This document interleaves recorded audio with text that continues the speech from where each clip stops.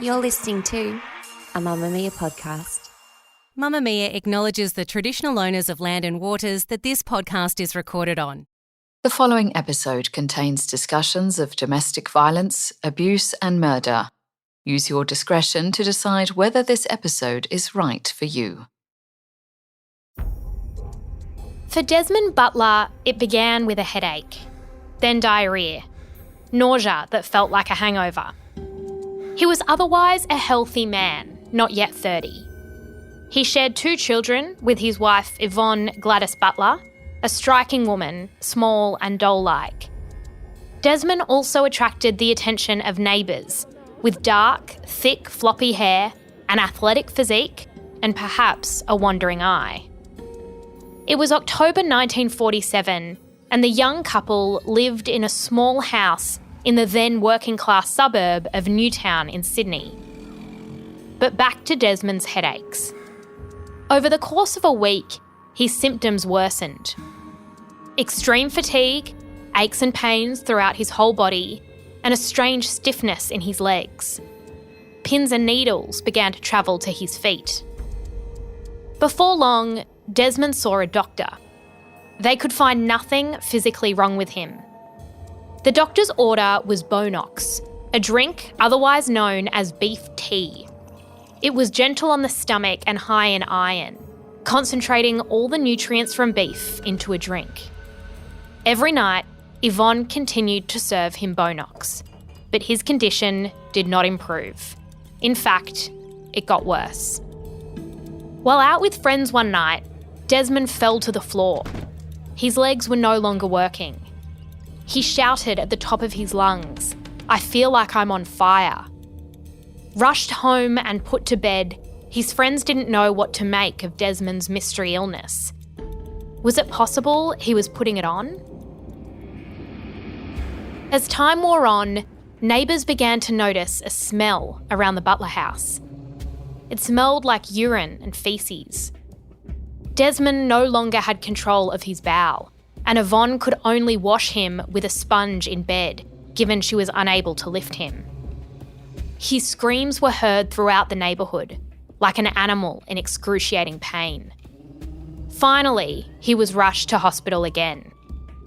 A friend explained to the doctor, "He's in so much pain he's been threatening to eat poisoned wheat. His wife told us so." He likely didn't know what the repercussions would be for such a statement, because Desmond was not admitted to hospital. He was taken into custody. In 1947, suicide was a crime, and Desmond had just threatened it. And so people believed Desmond Butler had lost his mind, imagining symptoms for which there was no physical explanation. But they were real, and they did have a physical explanation. But by the time police made a startling discovery, it would all be too late.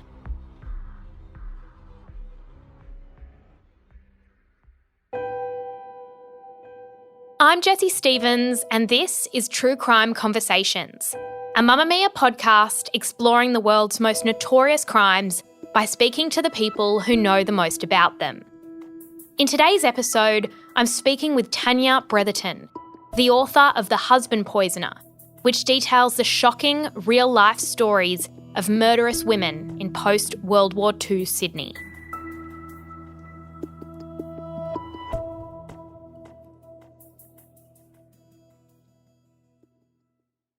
I wanted to begin with a funeral in 1952, and there was a procession for Bertram Henry Fletcher that was going through Newtown.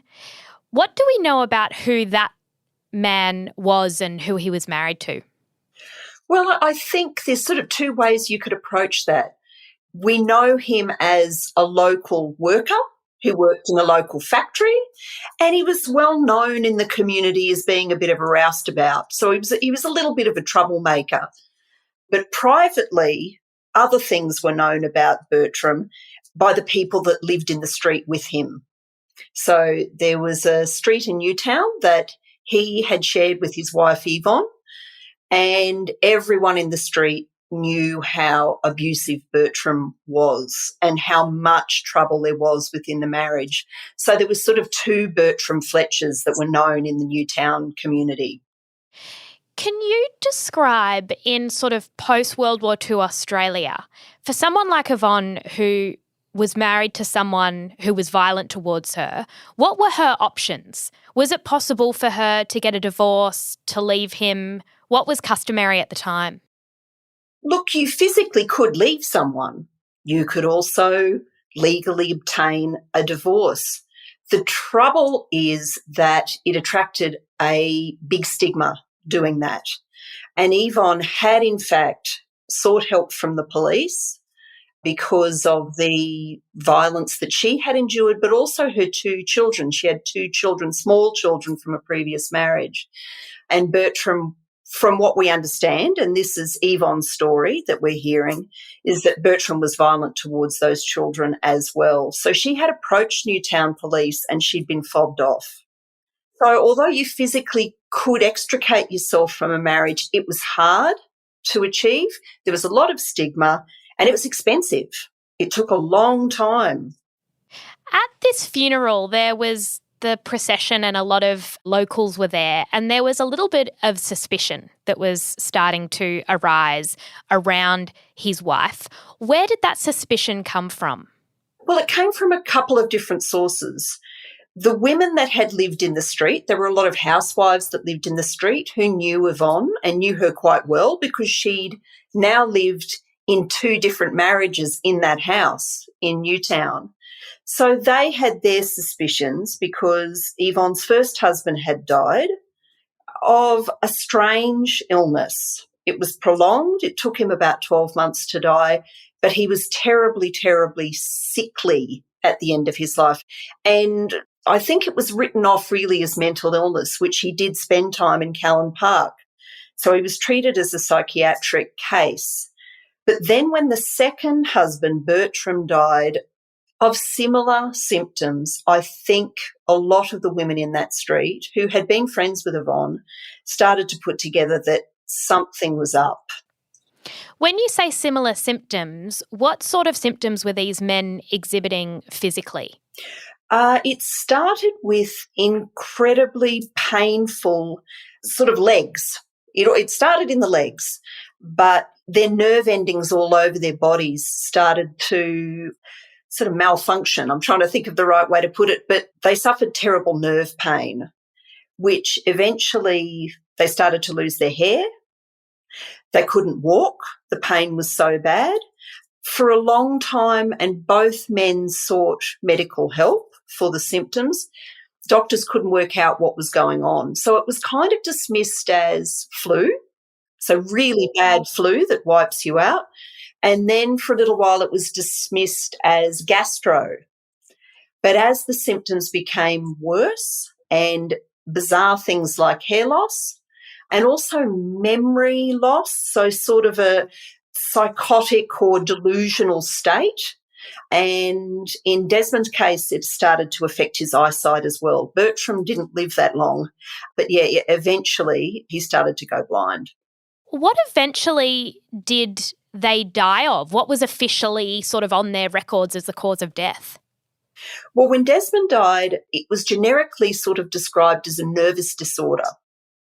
So he'd sort of worried himself to death. They couldn't really work out any other cause. Bertram, it was much more direct, I think because gossip in the neighbourhood about the similarities between the two deaths of the husbands and the fact that Bertram had also heard the rumours as well. So Bertram actually told the police from his hospital bed, I think my wife's poisoning me. And so that really was what started the investigation, because Desmond had been dead quite a few years. The first husband had been dead a few years. But as soon as they had enough evidence to investigate Bertram's death and clinically examine what had happened. So they didn't even know what to test for. But when Bertram said, someone's poisoned me, it gave them the impetus to look more closely. What did Desmond do for a living? Desmond was a cleaner, so he worked for Grace Brothers, which at that time was occupied by Broadway. A lot of people know that very famous Victorian building on the corner of Broadway. That was a department store. And Desmond worked as a cleaner, but he also worked in vermin control. So that was part of his job. Do you think, is there a suggestion that that's where Yvonne may have learned of a certain kind of poison that was easily accessible? Yeah, we actually don't know how Yvonne came up with the idea of poisoning her first husband and then subsequently poisoning her second husband. We actually don't know where the idea came from, but I suspect it probably was that, because it's something that Desmond did every day. And so she would have had a familiarity with it in general terms anyway. Do we know if her first husband was abusive, what the motive there was? No, there's no evidence that Desmond was. They certainly didn't get on, and Yvonne complained about Desmond a lot because he wasn't a very involved husband. He had spent time in jail. They had 2 children, so she'd worked at a box factory during the war, and when the war ended, she lost that job. Desmond came out of prison and basically drank their savings away. So he was troubled, but there's no evidence that he was actually abusive. That poison that she was suspected of using, what were its properties? Why would that be a substance of choice for someone like Yvonne? It was attractive because it was cheap. Thallium was the name of the poison. The bottle looked a little bit like a modern-day eyedropper, so it was very, very, very small quantities in a solution. So it was a liquid solution, but it was tasteless, it was odourless, and it was colourless. So it was cheap to get for a working-class housewife, so it was accessible, and it was sold all over Sydney. So you could buy it from a local grocer, from hardware stores. You could buy it from chemists. Chemists actually had impulse buy promotions set up on the counters so that when you went to make your purchase, you could pick up a little bottle of rat poison or thallium at the same time. When they did exhume Desmond's body and they ended up having a fair bit of evidence that this drug had been used, what were the next steps? Did Yvonne, I'm sure she was questioned, did she confess? No, and she didn't confess to either murder. But she was taken into custody. Police came to her home in Newtown and took her up to CIB and interviewed her. But yes, there was never any confession, but she was charged with both murders. And what was the sentence? Well, at the time, this is just before the law changed. So if you were convicted of murder, it was a mandatory death sentence. Now, many, many, many people didn't actually get the death sentence. It was often commuted to life. And she was convicted in 52 and the law changed in 55. So there was sort of already a community belief, I think, that the death penalty, wasn't really right for New South Wales. So, yeah, her sentence was commuted to life and she went to jail. Was there ever any suspicion that if she had been using this poison on 2 husbands, that she might have used it on her children, or were her children safe in her care? Yeah, actually, that never really came up. Certainly her capability as a parent was never questioned. And from what people said locally about Yvonne is that she certainly loved her kids. And in fact, I think part of the desperation in getting out of that relationship with Bertram was because Yvonne was worried about her son. So she had a son who was being beaten by Bertram. So I think she really did love her kids. You're listening to True Crime Conversations with me, Jessie Stevens. I'm speaking with Tanya Bretherton, the author of The Husband Poisoner.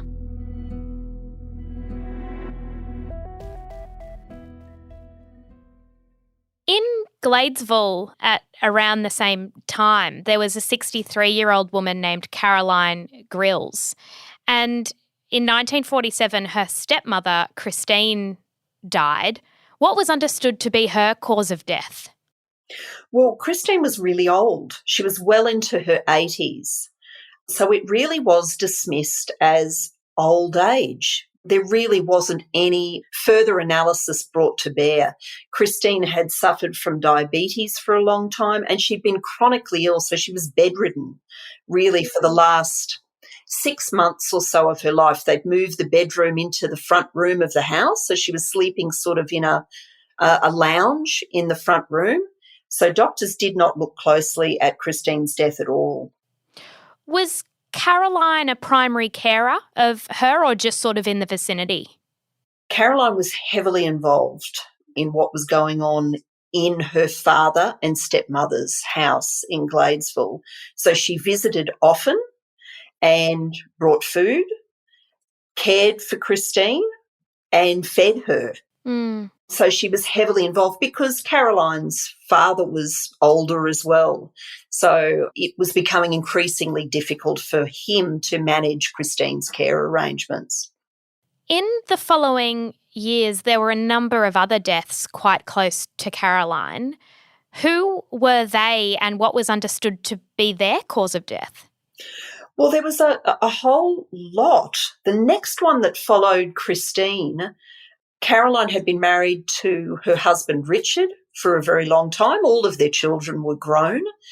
And Richard had an old family friend who had been a very, very close friend of his mother's. She lived at the Blue Mountains. Caroline kind of situated herself in a very similar way within that person's life. She was the carer. She was an older woman. And very quickly, Richard's kind of proxy auntie died within a few months, sort of very early in 1948. So it's interesting, Yvonne and Caroline, the two women did not know each other at all, but were undertaking a very similar way of going about rearranging, I guess, their family life in a way that was more to their liking. Next were sort of her husband's sister-in-law, her brother-in-law, and then her sister-in-law who died. At what point did authorities become suspicious of this woman? You're absolutely right. It went on from about 1947 right through to 1952, and Caroline had systematically taken out a lot of those people. It was all dismissed as old age, complications from diabetes, or often stomach ulcers. So stomach ulcers at the time were a difficult thing to treat. They were very common and they often went undetected. So people became very, very ill very quickly. And once an infection had set in, it was difficult to treat. So all of those things were systematically kind of dismissed as those problems of old age. It wasn't really until someone, I think, saw a series of news articles. I think that is what happened within the family and went, there's something up here. Because too many people have passed away within our family with remarkably similar symptoms, and they all spent a lot of time with Caroline. And was there any sign that Caroline was violent or that she resented these people? No, she's a really fascinating character because she was very grandmotherly. She was tiny. She was very round. She kind of wore very round glasses and big floral dresses. So she was a very non-threatening looking character.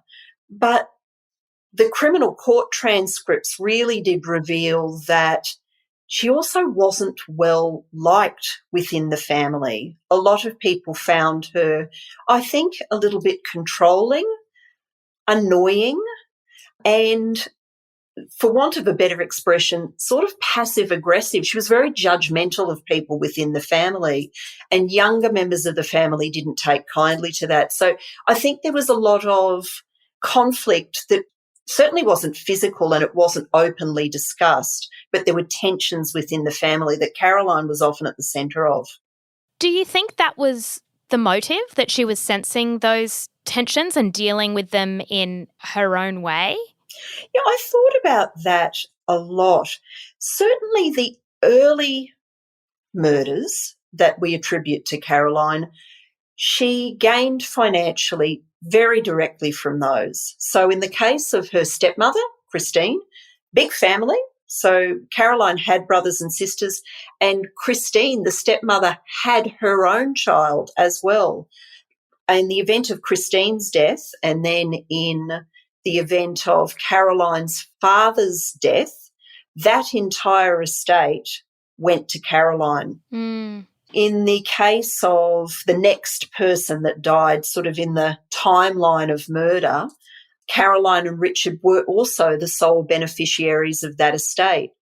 So I think it's actually started as the financial motivations were very real, and they got a lot of property out of those early murders. Then I think it really did become about something else, because the people that Caroline targeted were people that she didn't like. It's interesting when we look at men who murder in this way, because poisoning is a tool of strategic murder and we use it in a political context, we don't question the motives. And I almost think Caroline was using that same approach. It was almost political murder, but within a family context. So it was done for strategic reasons, so that the family was organised in a way that suited her. Do you think that her husband had any idea? I've wondered that a lot. I mean, I've even had people say to me he was involved in it, and it is quite possible that he was. He was certainly a figure of ridicule a little bit. He'd never quite worked himself out. He launched from job to job. He tried businesses that failed. And I know that there were frustrations within the family because they were well into their 60s, and Caroline's siblings had all settled in post-war marriages. They had mortgages. They were settled in the suburbs. And Caroline and Richard had never been able to even buy a house. And I know that he was a figure of ridicule. So perhaps those tensions within the family, he also felt that. Did Caroline ever confess when she was questioned by police? No, and in fact her response was very much like Yvonne's, where they were indignant that they'd been accused. So yeah, there was never any admission of guilt. Why do you think that this method of murder was something that existed in post-World War II Australia? I've thought about that a lot. Because it's hard. When you write a book like this, the last thing that you want is for it to come across like you're an apologist. You know, you don't want to appear an apologist, for really, it is a horrible way to go. These murders were cruel, and they were often dragged out for long periods of time because the poison was administered in small doses over 12 months, in some cases longer than that. And progressively the symptoms would get worse and worse for the victim, and they would eventually end up bald and blind and mad. So I have thought about that a lot, that I don't want to be an apologist. That said, I do think that life for women in post-war Sydney, it was about home, it was about family and children. And I think for women that were looking for more than that, it must have been a very repressive way to live. Yeah, I don't know. I would hate to think that I'm apologising for it, but if you wanted to work outside the home, the options were limited.